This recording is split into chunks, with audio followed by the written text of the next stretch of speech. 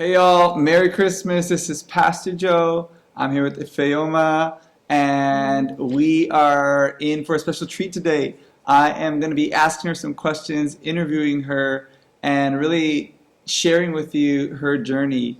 Let me tell you a little bit about why we're doing this. Um, this Christmas season that we're coming into is one that is about hope.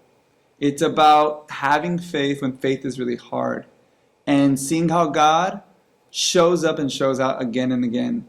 And so when Ifeoma reached out to me a couple weeks ago, letting me know, praise God, she is, God willing, coming towards the end of her AA at IBC and graduating. I mean, we were ecstatic to hear that news. Was just massive for us, just because, at least for me, I've been able to witness like a lot of the story that you've shared. And so hearing that, I thought we should celebrate this. And so I called her up this week and we were talking, and part of that conversation was just really moving to me, because not only did I see God's faith, but I really saw the faith of a family and of a woman who was keeping God at His word and holding on to promises when it didn't even seem like it was possible God could show up.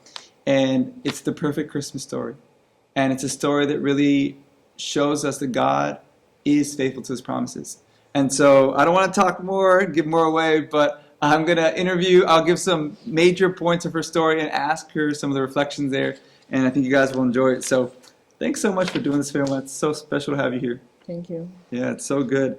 Uh, when I was talking to you on the phone, I remember saying, man, I was moved to tears. I was like, we need people to hear this story. And then you said something along the lines of like, yeah, it's time God gets glory from my story. And I was like, number one, that'll preach. Don't take my job. That was my first thought. Number two, I was like, yes, totally. Before getting into all the details, how has God shown up for you, like through everything you've been through? Thank you for this opportunity.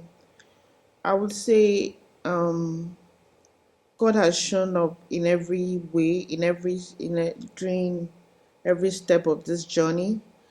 And the thing is, like, even when I am not faithful, even when I don't believe that He can do it, even when I have distrust in my heart, God is working. Like, even when I don't know it, He's doing the things.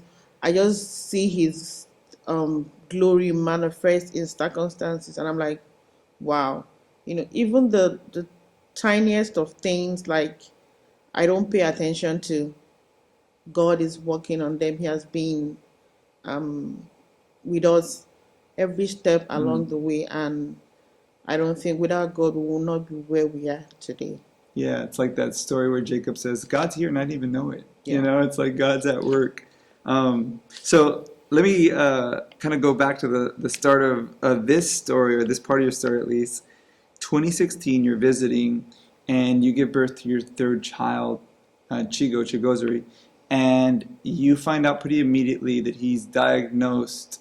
What was his diagnosis and what was it like to hear about that? Okay, in 2016, like every dreamer, I decided to have my third son in America for the American dream. We're in Houston, we had him. Everything was fine. Then 24 hours, they started noticing some abnormalities about him. They noticed he had cataracts in both of his eyes, and he had an abnormal heart sounds. Did an EKG, and they found that he had a hole in his heart. They also did the hearing test they do for newborns born in the United States, and he didn't pass the test. And his jaundice was very high. So all these things put together, they were like, there's something is happening.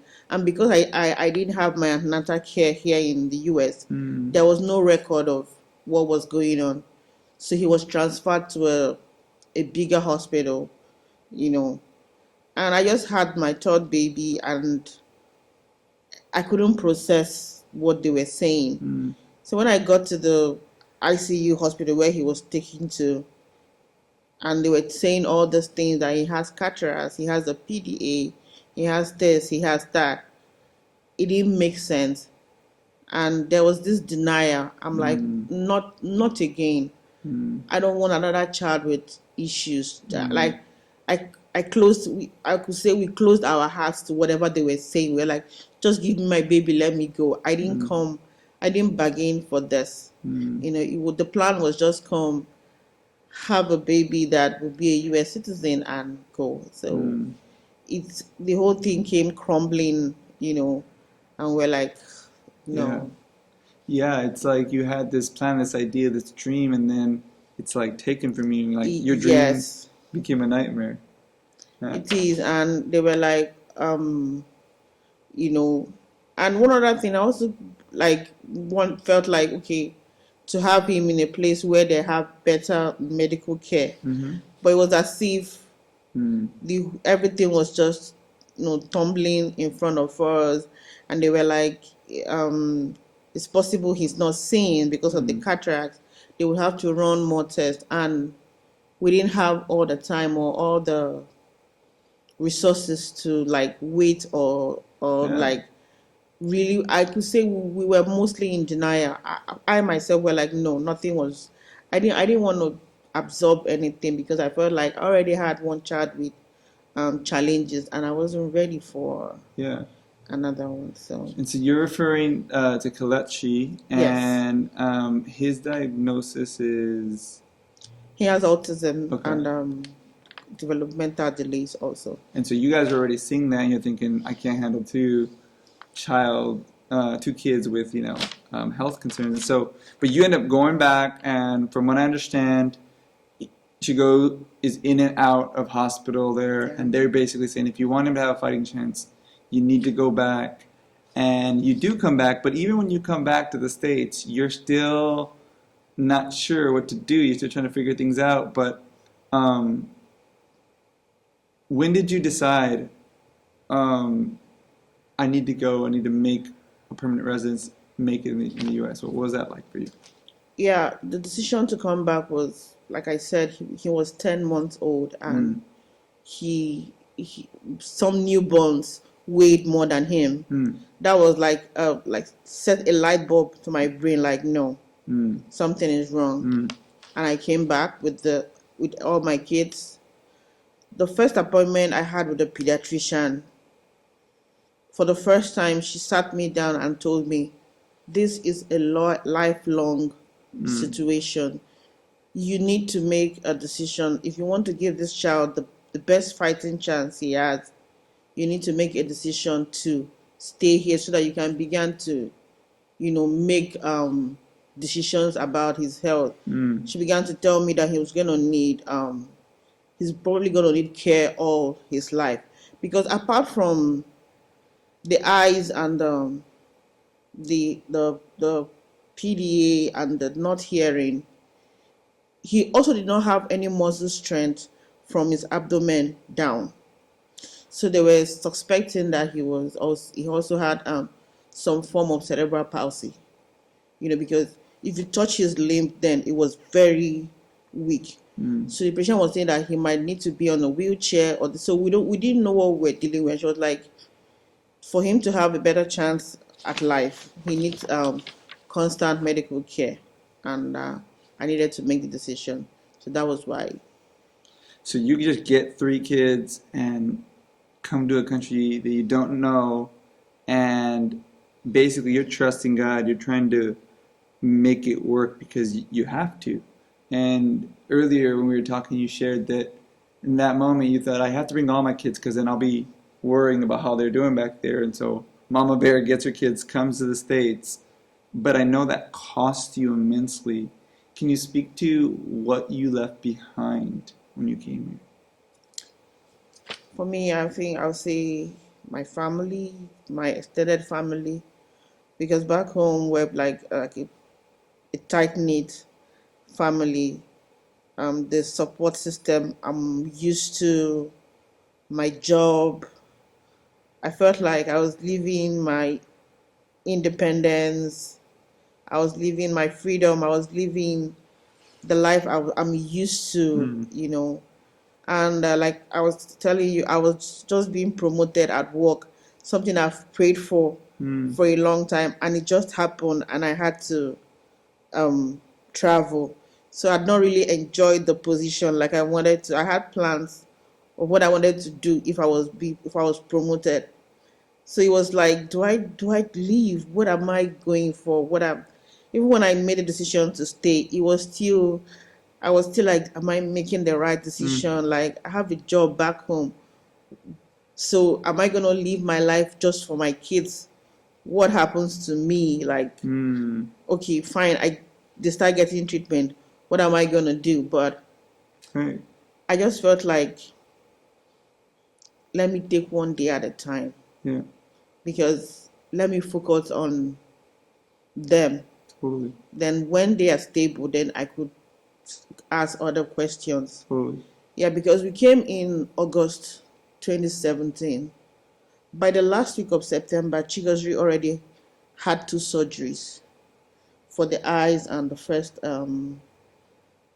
heart procedure. That was to show like it was an urgent situation.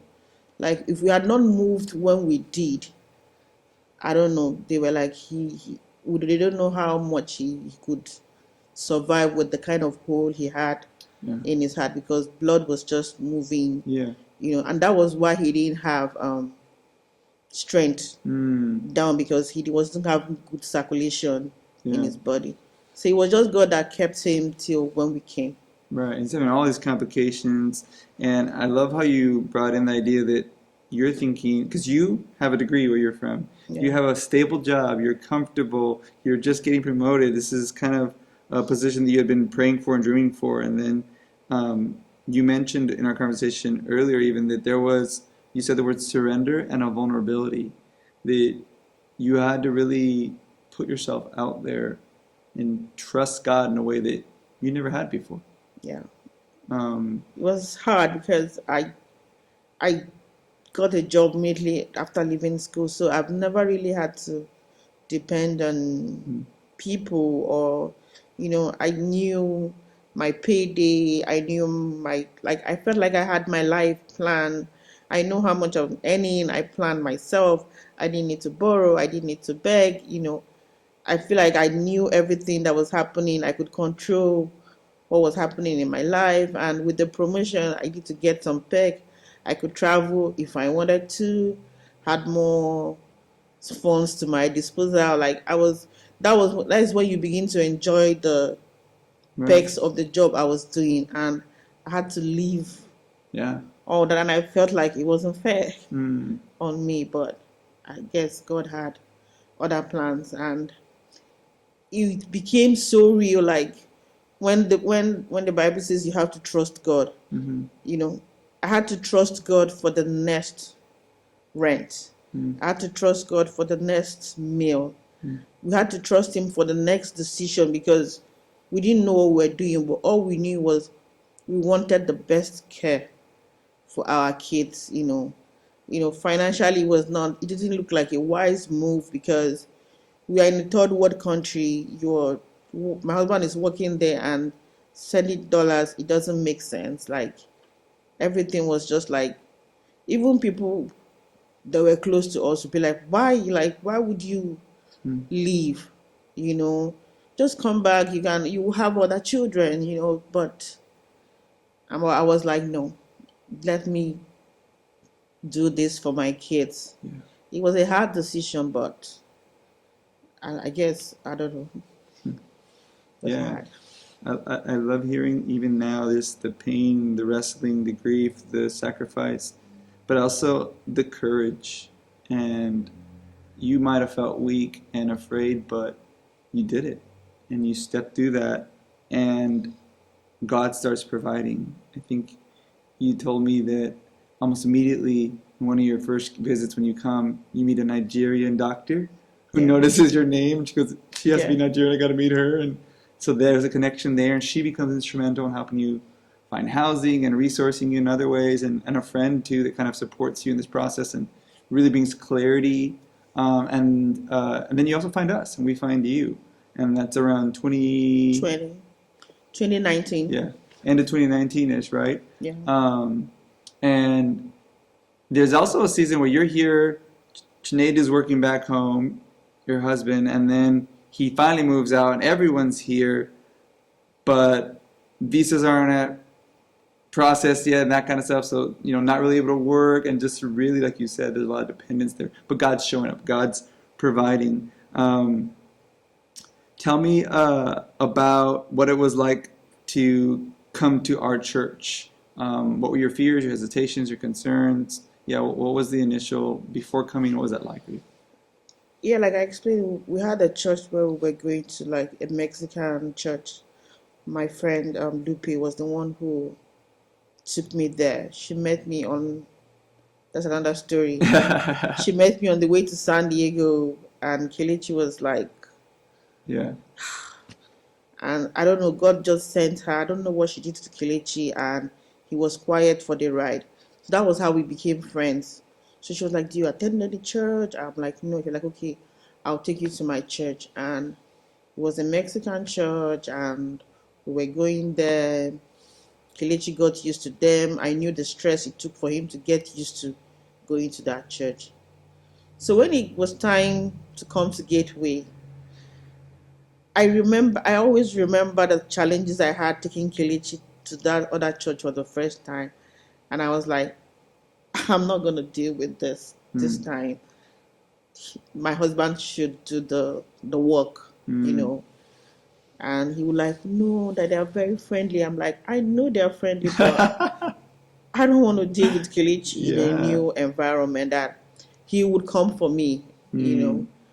And my husband convinced me that when they went, that the Kelechi didn't do anything. Mm. And I started coming, and you know the story. It wasn't easy, for him to um, Get used to it. get used to it. And when he would act out, I would feel like people are judging me. Mm. I would feel like all eyes on me. People are saying, "Oh, she must be a bad mom," Mm. because that is what I'm used to back home. Mm.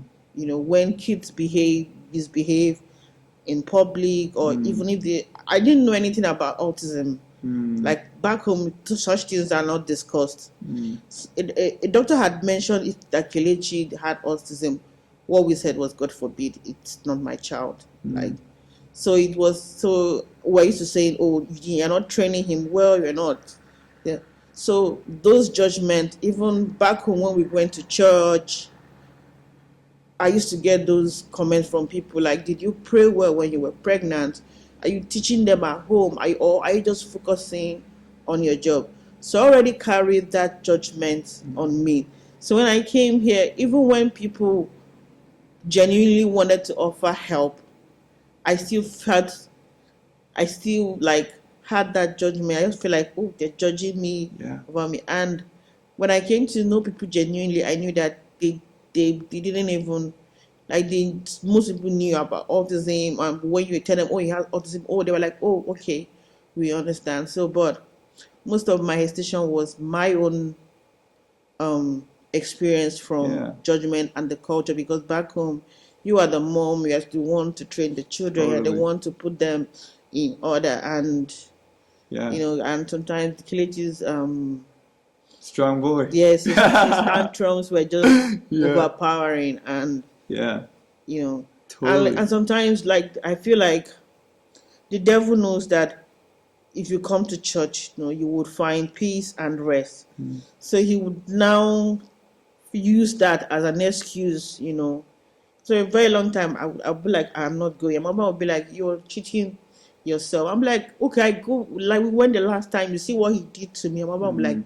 "We have to be consistent. Mm. When we're consistent, he will get used to it, and Mm. we'll get it." Yeah. It's not easy. I so appreciate what you're sharing, Ifeoma, just because the cost of faithfulness for you there in so many levels, and the battle internally, externally, and very real battles. I mean, what you're saying is very practical and very realistic on several levels. And two things I'll never forget when you first started coming to church. Number one, I remember you guys piling in and out of a taxi, and me thinking, okay, we need to get them a ride. This is not happening. I don't know. We're gonna have a car. Someone's gonna pick them up. They were so faithful. They're showing up in the taxi. That was the first thing. And the second thing I remember is we finished our series on John, and everyone was giving the reflections. And your husband stood up and he read the passage, I think in John 9, where Jesus heals the blind man. And the question in that culture, very similar to your culture, is whose parents sinned that made them this way? You know, and they're basically saying someone did something bad and that's why this child is this way. And Jesus says, no, you're wrong. This is for God's glory. And I remember hearing your husband articulate that and not really understanding the significance of that until he gets into a small group and he is able to articulate that to us and say, this is why that meant so much to me. Jesus really alleviated so much of that through that word. And it just reminded me how powerful Jesus' word is to speak to an issue like that, where mom is struggling, or dad is struggling, thinking, did I do something wrong? And the crushing pressure of that, and then to hear Jesus say, no, it's not about sin. You're not getting punished. Yeah. You know?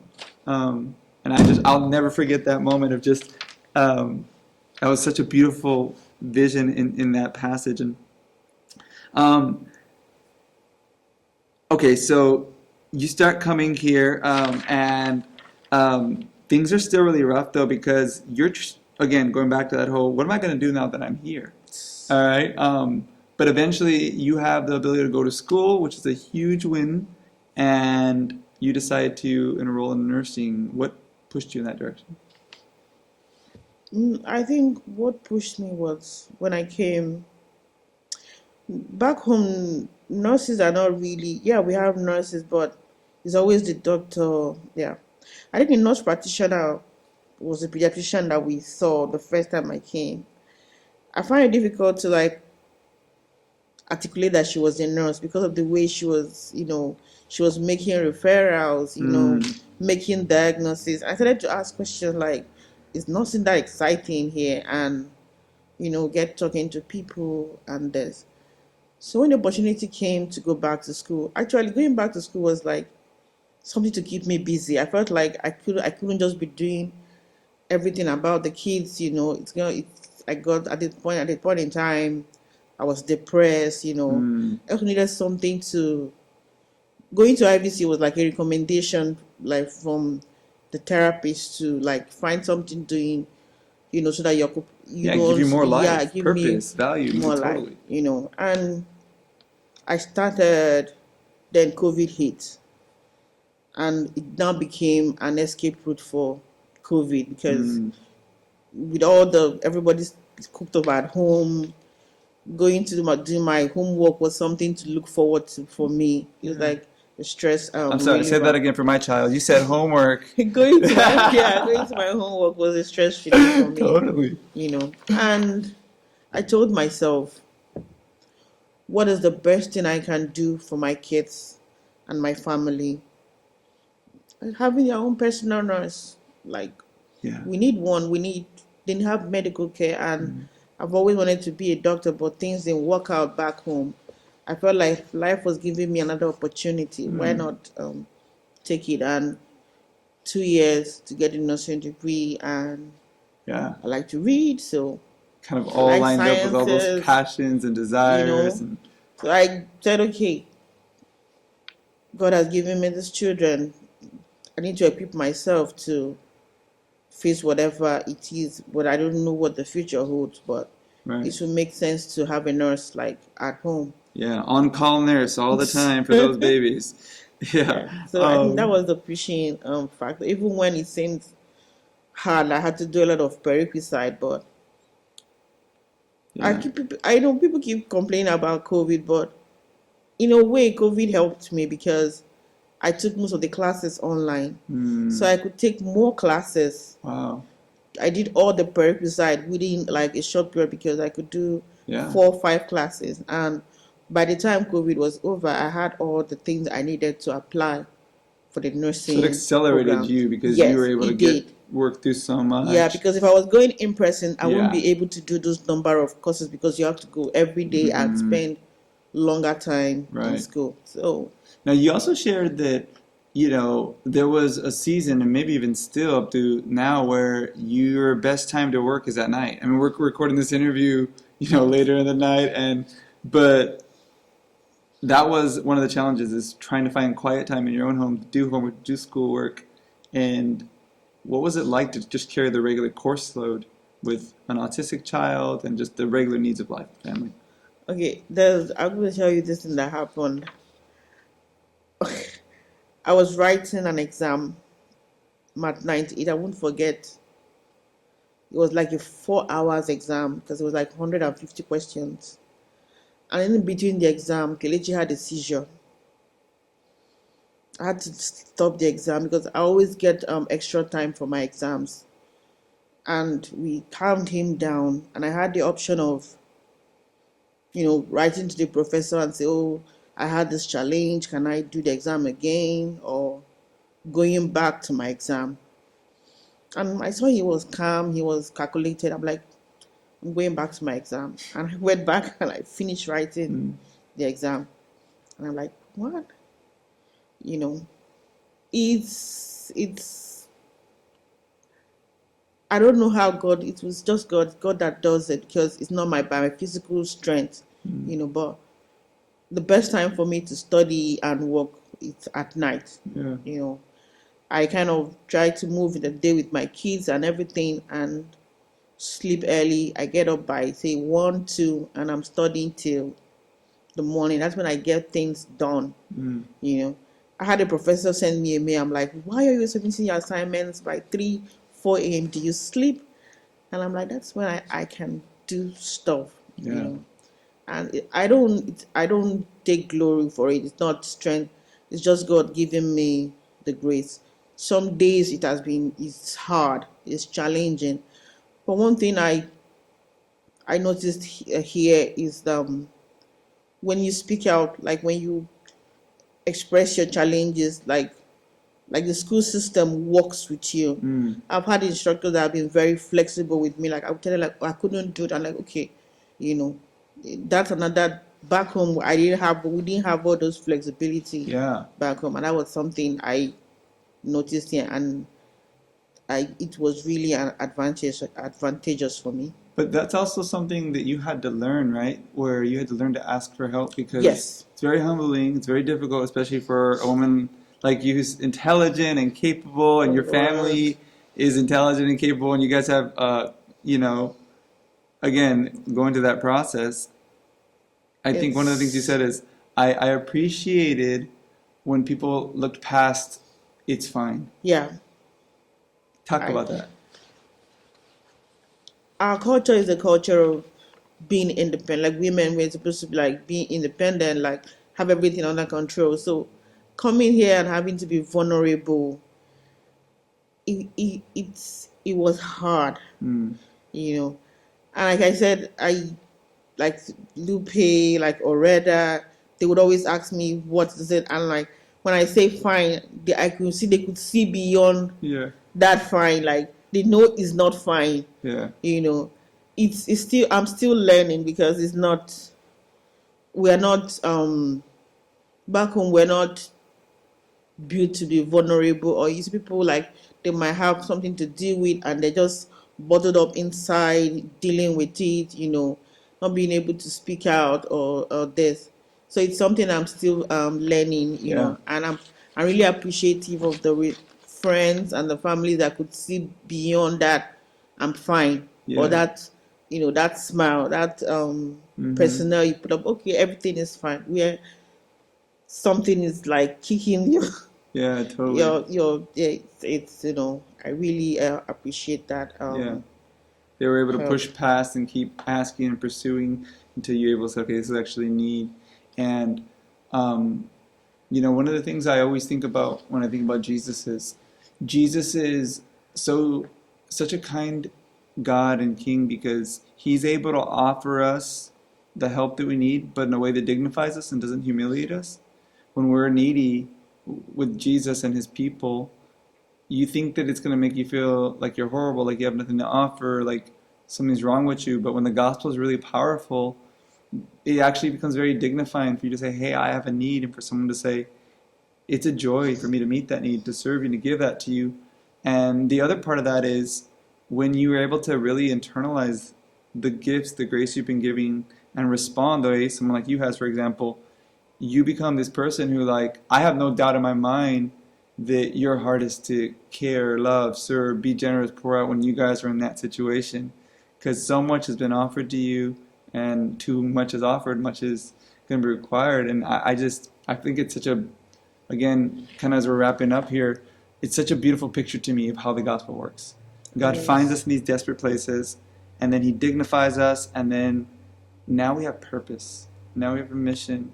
Um, what are some of the ways that you hope to offer the things that you received? And just in this next kind of looking forward at some of the, Yeah, I think it's to not be afraid to share my testimony yeah, and encourage people, you know, trusting, learning to let go and let God take charge, and you know, I'll just being more close to God, and not. Some days are hard, some days are challenging, some days I'm like, am I ever gonna win this battle? That's mm-hmm, more medical issues coming up, mm-hmm, more challenges, but when the devil starts to like put things in my head like, oh, this is happening, if nothing is gonna, and mm-hmm, I tell myself, God has done things more powerful in the past. So if he could do those ones, I mean, I should just let him, right. take charge of Yeah, what, yeah. he's pretty good at running stuff so far. You're like, Yeah, I think he's got this one too. He's been faithful. yeah. I love that.